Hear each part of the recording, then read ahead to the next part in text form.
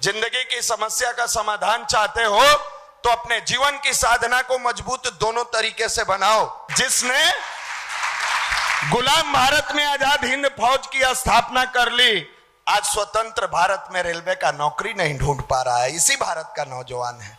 सावन आया, हम भी जल चढ़ाएंगे, चढ़ा लीजिए। दादाजी भी चढ़ाए, पिताजी भी चढ़ाए, आप भी चढ़ा लीजिए।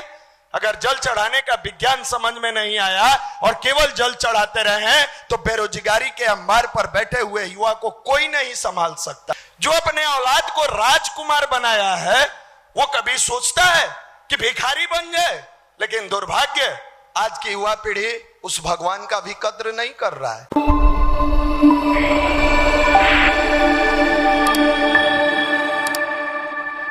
हम अपने जीवन को शानदार कैसे बनाएं? प्रत्येक रविवार को इस सेमिनार का उद्देश्य भी यही होता है कि सैकड़ों किलोमीटर दूर से अपने माता पिता से दूर बहुत सारे विद्यार्थी पटना में आते हैं अपने भविष्य को बनाने के लिए, लेकिन दुर्भाग्यवश पटना की चकाचौंध में उलझ जाते हैं। वो भूल जाते हैं कि हमारा भविष्य क्या है, हम किस लिए आए हैं।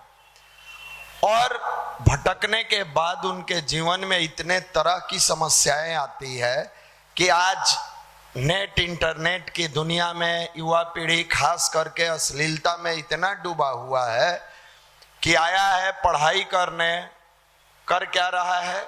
गर्लफ्रेंड बना रहा है, रील्स बना रहा है, नशा का शिकार हो रहा है। कौन बचा लेगा?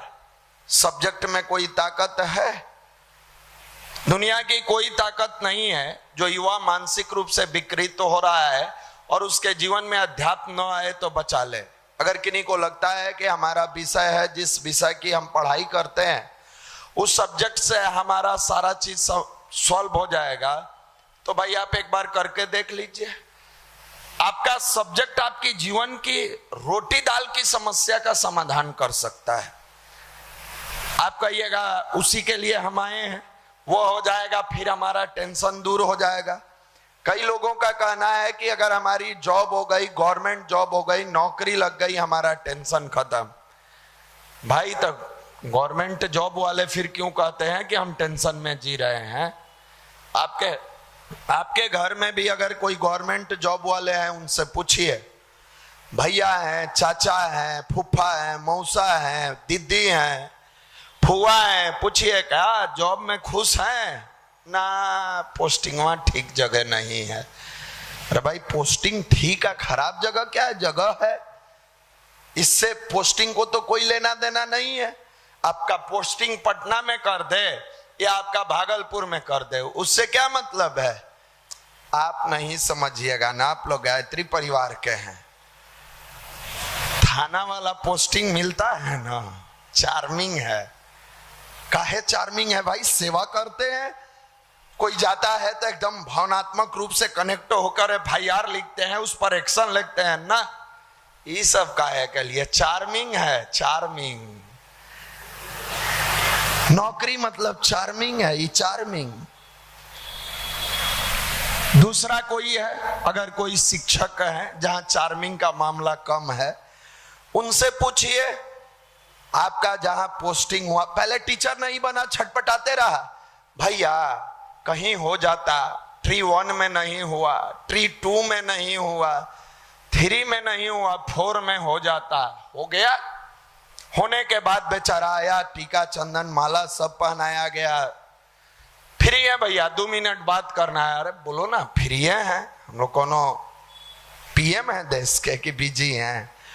क्या हुआ? कुछ पैरवी कुछ दिन के बाद लगा के भैया पटना बुला लेते ना, हम गुरु जी का काम बड़ा ईमानदारी से करते हैं। पहले भी हम आपका चेहरा जान रहे हैं और हमको पता है कि कितना ईमानदारी से आप गुरु जी का काम करते थे।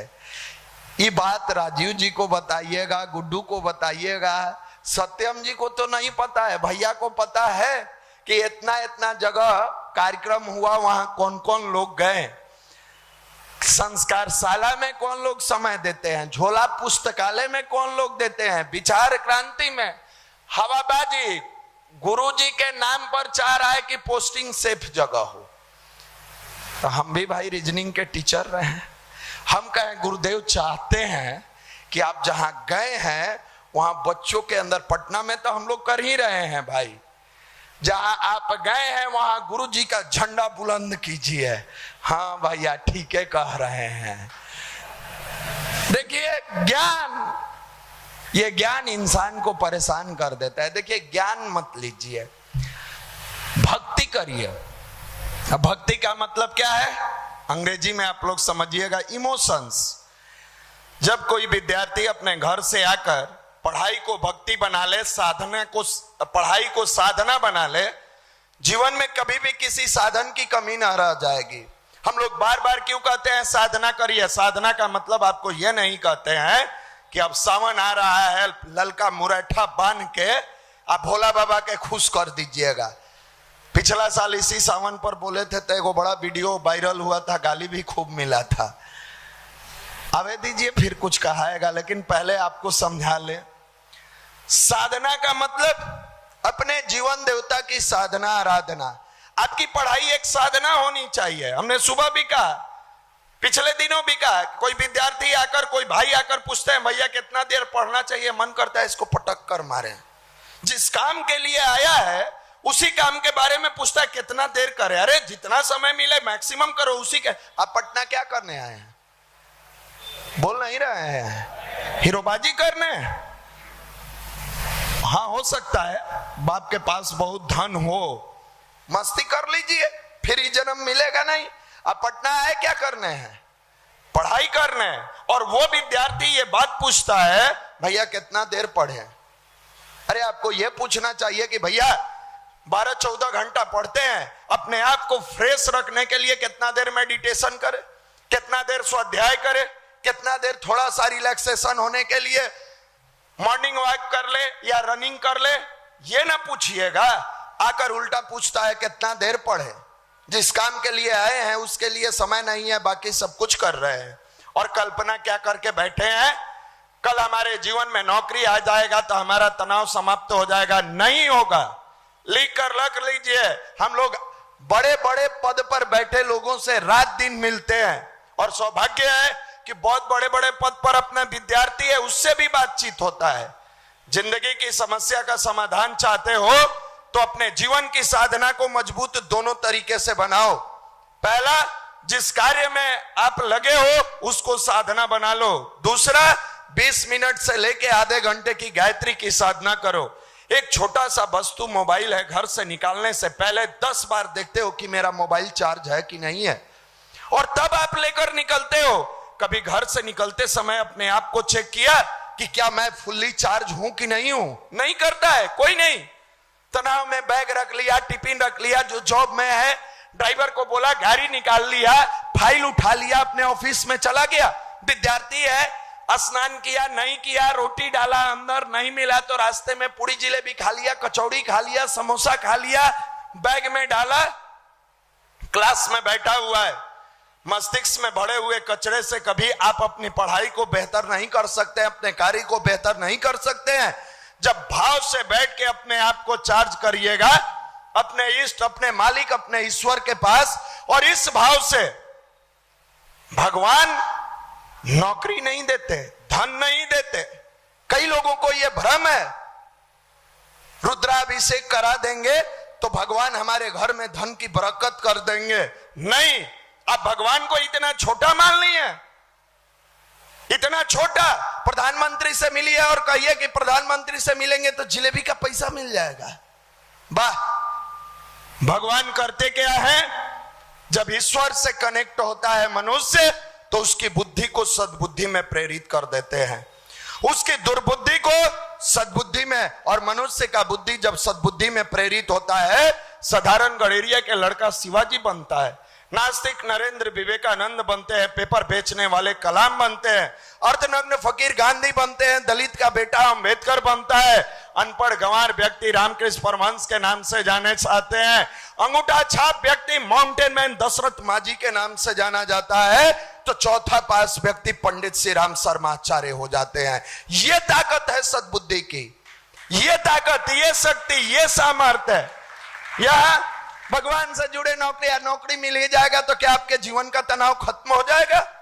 समाप्त होगा नहीं, लेकिन अगर बुद्धि सद्बुद्धि में रही, नौकरी होगा या नहीं होगा, अपने आप को इतना पॉजिटिव बना कर रखिएगा। बहुत सारे लोग इस देश में नौकरी नहीं किए, आज उनका इतिहास साक्षी है कि नाम लिया जाता है। सुभाष चंद्र बोस का नाम सुना होगा। सुभाष चंद्र बोस के अंदर की ताकत को पहचान कराने के लिए किससे मिलने गए थे? बोलिए, हिटलर से। हिटलर ने क्या किया था? चाय पर बुलाया, कहा मैं काफी नाम सुना हूं, और चेक करने के लिए सुभाष चंद्र बोस को बाहर में लगा दिया था। बम की आवाज होगा, और बम लगा के प्लेट हाथ में देके चाय पिला रहा था। जब बम का धमाका हुआ, हिटलर का हाथ थरथरा गया। सुभाष चंद्र बोस चाय पीते रह गए। समझ गया कि यही है ओरिजिनल भारत का लाल सुभाष चंद्र बोस, जिसने गुलाम भारत में आजाद हिंद फौज की स्थापना कर ली। आज स्वतंत्र भारत में रेलवे का नौकरी नहीं ढूंढ पा रहा है, इसी भारत का नौजवान है।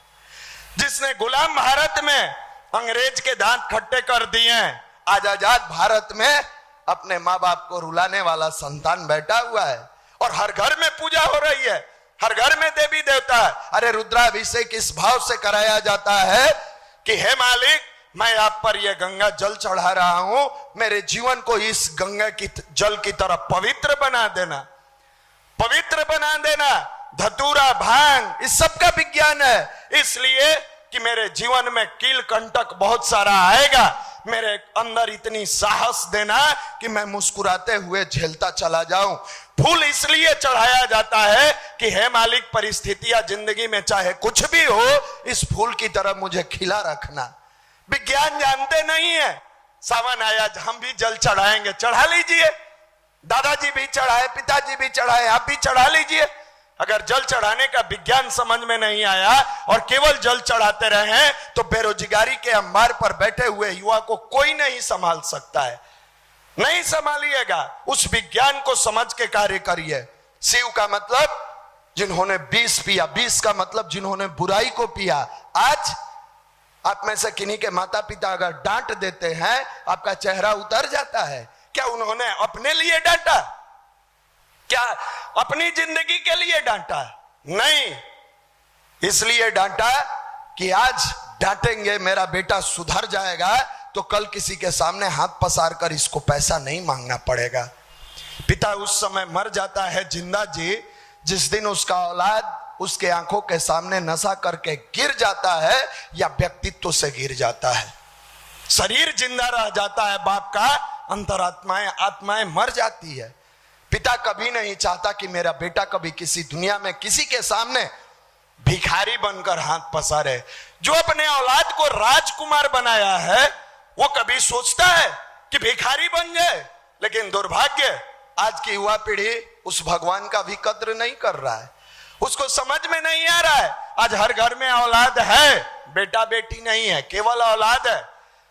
अगर बेटा होता तो अभिमन्यु की तरह 14 साल के उम्र में अपने परिवार की इज्जत के लिए अपने जीवन को न्यौछावर कर देता, न्यौछावर कर देता। श्रवण की तरह संसाधन उपलब्ध नहीं होने पर भी माँ बाप की सेवा के लिए अपने जीवन को खपा देता। कहाँ है?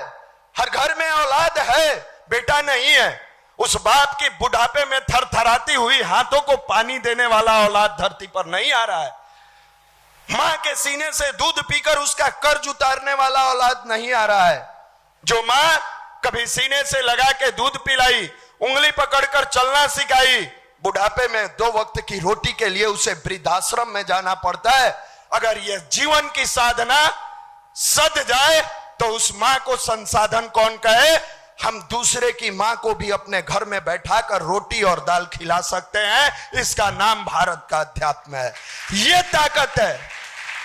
हम भैया डिप्रेशन में चल जाते हैं, आप मर जाइएगा। माफ करिए, मत देखिए अश्लील वीडियो, मत देखिए बुराइयों को, मत देखिए उन गंदे चीजों को जो आपके जीवन को तहस नहस कर दिया है। आपको देखना है परम पूज्य गुरुदेव के विचारों को देखिए, विवेकानंद के विचारों को देखिए।